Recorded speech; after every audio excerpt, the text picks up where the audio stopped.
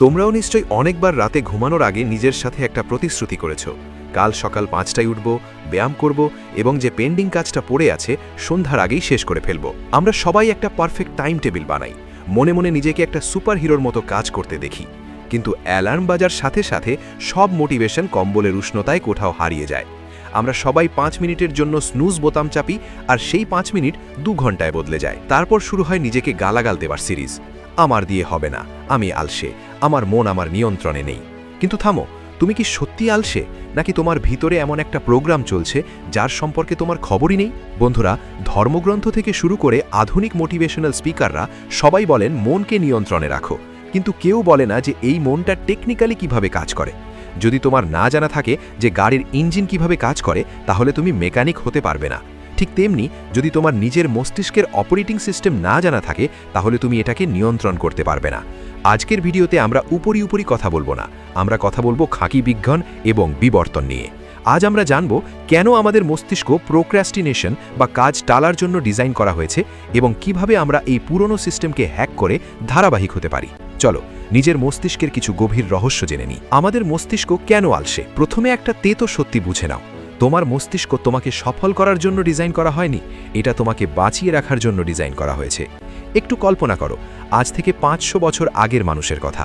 আমাদের পূর্বপুরুষরা জঙ্গলে থাকত, সেখানে না ডমিনোস ছিল, না নেটফ্লিক্স, না কোনো নিরাপদ বাড়ি। সেখানে প্রতি মুহূর্তে প্রাণের ভয় ছিল। আর জানো সেই সময় মানুষের জন্য সবচেয়ে মূল্যবান জিনিস কী ছিল? সেটা ছিল এনার্জি বা শক্তি। যদি আদিম মানুষ বিনা কারণে দৌড়াদৌড়ি বা পরিশ্রম করত, তাহলে তাদের শক্তি শেষ হয়ে যেত। আর হঠাৎ যদি কোনো সিংহ এসে পড়ত, তাহলে পালানোর শক্তিই থাকত না।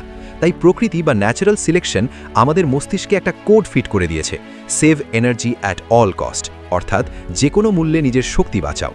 আমাদের মস্তিষ্ক এমনভাবে বিবর্তিত হয়েছে যে যতক্ষণ কোনো বিপদ না থাকে বা খুব বড় পুরস্কার যেমন শিকার বা খাবার সামনে না আসে, ততক্ষণ সে নড়তেই পছন্দ করে না। এখন ফিরে আসি ২১ শতাব্দীতে। আজ তোমার প্রাণের জঙ্গলের মতো বিপদ নেই, খাবার সুপারমার্কেটে বা অ্যাপে অর্ডার করলেই পাওয়া যায়। কিন্তু তোমার মস্তিষ্কের সেই অংশ যাকে আমরা লিম্বিক সিস্টেম বলি, সেটা এখনও সেই ৫০০ বছরের পুরনো সফটওয়্যারে চলছে। এই কারণেই যখন তুমি ভাবো জিমে যাব বা পড়াশোনা করব, তোমার সেই পুরনো মস্তিষ্ক চেঁচিয়ে ওঠে, আরে পাগল হয়েছিস, এতে অনেক বেশি এনার্জি খরচ হবে, চুপচাপ বসে থাক, কে জানে কাল খাবার মিলবে কিনা। অর্থাৎ যাকে তুমি আলস্য বা লেজিনেস বলো, সেটা আসলে একটা সার্ভাইভাল মেকানিজম। তোমার মস্তিষ্ক তোমার বিরুদ্ধে নয়, সে শুধু তোমাকে তার পুরনো উপায়ে নিরাপদ রাখার চেষ্টা করছে। কিন্তু সমস্যা হলো, এখন আমাদের জঙ্গলে নয়, শহরে থাকতে হয়, যেখানে শক্তি বাঁচালে নয়, শক্তি খরচ করলেই জয় হয়। আমাদের মন কেন ভটকে যায়? এখন প্রশ্ন আসে, যদি মস্তিষ্ক এনার্জি বাঁচাতে চায়, তাহলে ঘন্টার পর ঘন্টা রিল স্ক্রল করা বা ভিডিও গেম খেলা এনার্জি নষ্ট করি কেন? সেখানে তো আলস্য আসে না। এখানে এন্ট্রি নেয় আমাদের মস্তিষ্কের একটা খুব শক্তিশালী কেমিক্যালের, যাকে বলে ডোপামিন। একটা সহজ উদাহরণে বুঝি। ধরো তোমার সামনে দুটো রাস্তা। একটা রাস্তা পাহাড় চড়ে ওপরে যাওয়া, যেখানে অনেক পরিশ্রম কিন্তু চূড়ায় পৌঁছে অসাধারণ দৃশ্য দেখা যাবে। অন্য রাস্তা নিচে বসে টিভি স্ক্রিনে সেই পাহাড়ের ছবি দেখে নেওয়া। তোমার মস্তিষ্ক সবসময় সহজ পথ বেছে নেবে। ডোপামিন সেই কেমিক্যাল যা আমাদের মজা বা পুরস্কারের অনুভূতি দেয়।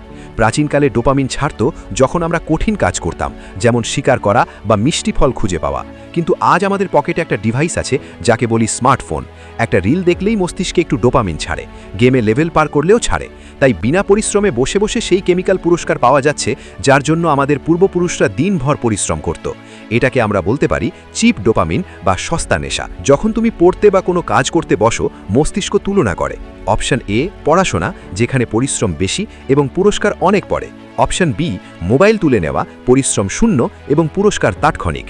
তোমার মস্তিষ্ক যে একটা কমফর্ট সিকিং মেশিন, তৎক্ষণাৎ তোমার মনোযোগ সরিয়ে মোবাইলের দিকে নিয়ে যায়। এই কারণেই আমাদের মন আমাদের নিয়ন্ত্রণে থাকে না, সে শুধু সেদিকে ছোটে যেখানে সহজে ডোপামিন পাওয়া যায়। চিন্তাগুলোকে আটকানো যায় না। অনেকে আমাকে জিজ্ঞাসা করেন, নেগেটিভ চিন্তাগুলো কিভাবে থামাবো, মস্তিষ্ককে খালি কিভাবে করব। বন্ধুরা, এখানে একটা বড় ভুল ধারণা আছে। তুমি তোমার মস্তিষ্ককে থামাতে পারো না। যদি আমি এখন বলি পরের 10 সেকেন্ড একটা সাদা বাঁদরের কথা একদম ভেবো না, আবার বলছি মনে একটা সাদা বাঁদরের কথা একদম ভেবো না, কি হলো? তোমার মনে প্রথমেই সেই সাদা বাঁদরের ছবি এসেছে, তাই না?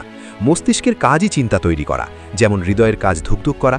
তুমি হৃদয়কে ধুকধুক করতে বারণ করতে পারো না, কিন্তু শ্বাস নিয়ন্ত্রণ করে হৃদয়ের গতি কমাতে পারো। ঠিক তেমনি চিন্তা আসা আটকাতে পারো না, কিন্তু বেছে নিতে পারো কোন চিন্তায় কাজ করবে আর কোনটাকে উপেক্ষা করবে। চলো একটা হাইওয়ে উদাহরণে বুঝি। কল্পনা করো তোমার মস্তিষ্ক একটা হাইওয়ে আর চিন্তাগুলো তার উপর দিয়ে চলা গাড়ি। কিছু গাড়ি ভালো যেমন পজিটিভ চিন্তা, কিছু ভাঙা যেমন নেগেটিভ চিন্তা, কিছু খুব দ্রুত যেমন উদ্বেগ। সমস্যা হয় যখন তুমি ট্রাফিক পুলিশ হয়ে রাস্তার মাঝে দাঁড়িয়ে প্রতিটা গাড়ি থামানোর চেষ্টা করো। তুমি চাপা পড়ে যাবে, অ্যাক্সিডেন্ট হবে। ধারাবাহিকতা এবং মন নিয়ন্ত্রণের রহস্য হলো রাস্তায় নয়, ফুটপাতে দাঁড়িয়ে এই গাড়িগুলো শুধু দেখা।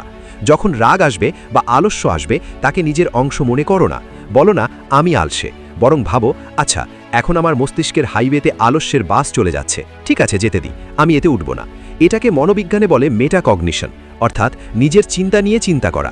যেদিন তুমি চিন্তার যাত্রী হওয়ার বদলে পর্যবেক্ষক হয়ে যাবে, সেদিন থেকে রিমোট কন্ট্রোল তোমার হাতে চলে আসবে। কিভাবে ধারাবাহিক হওয়া যায়? আমরা সমস্যা বুঝে ফেলেছি। আমাদের হার্ডওয়্যার অর্থাৎ মস্তিষ্ক পুরনো, আর সফটওয়্যার অর্থাৎ চিন্তায় ভাইরাস আছে। তাহলে এটাকে ঠিক করব কিভাবে? প্রোক্রাস্টিনেশনকে গোড়া থেকে কিভাবে শেষ করব? এর জন্য আমাদের কাছে 3টে বৈজ্ঞানিক উপায় আছে।